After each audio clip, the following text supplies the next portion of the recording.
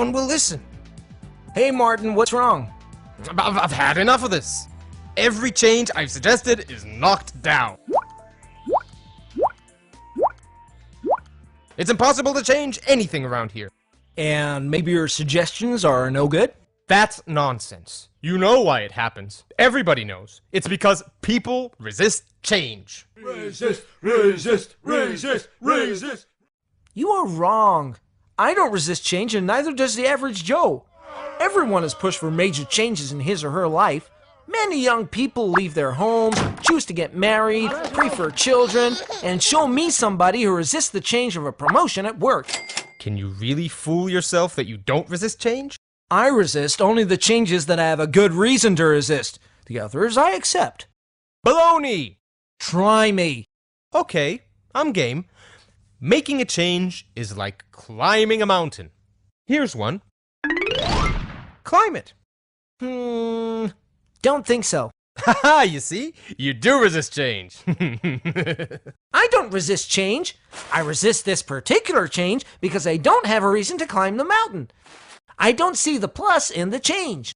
Well, what's a good reason for you? A higher salary, better health, or an improved relationship. Okay, I'll take care of your excuse. There's a pot of gold waiting for you up there. Is that good enough? Now will you climb? Nope. Point proven! You most certainly resist change.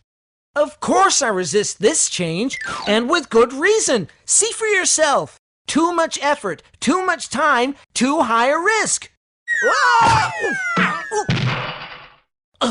It's perfectly logical. The minus of the change outweighs the plus of the change. Another excuse. Fine, I'll reduce the required efforts and the risk. Now are you willing to climb? I don't think so. Aha! I knew it! Excuse after excuse. You remove one, another one pops up. The end result is still the same. The change is definitely good for you, and yet you still resist. But it's not good for me. I don't want the change because I'm comfortable in my current situation. Another excuse. Not at all. You look at it too narrowly. No wonder people reject your suggestions. What? I looked at both the plus and the minus sides of making the change. Yes, but you've ignored the pluses of not changing. I like my profession. I like the city I'm in. I like my style of living. I like my mermaid. But she cannot climb the mountain with me. You've just proved my point. Maybe you justified it logically, but at the end of the day, people will always resist change. They can simply declare that they have a mermaid, and there goes any chance of causing a change out the window. I'm not looking for excuses, but unlike you, I'm not in love with your suggested change. I'm more objective. Oh, so you're Mr. Objectivity, huh? The guy who only looks at the plus side of staying the same? Aren't there minuses as well? I guess there are. Think of situations that if things stay as they are, alligators will bite your ass off. Your firm may go bankrupt, or your spouse may ask for a divorce. Of all the nerve! Or your health will decline drastically. Aren't you fighting alligators? Constantly! Sometimes I feel that the people I try to convince are so busy fighting off the alligators that they should be climbing the mountain even if there is no pot of gold waiting at the top. Still, everybody resists change, including you. Not at all. Show me how the pot is large enough for me, and the teeth of my alligator are sharp enough, and my effort and my risk to change is not as big, and that I don't have to give up on a beautiful mermaid, then, I assure you, I will climb the mountain.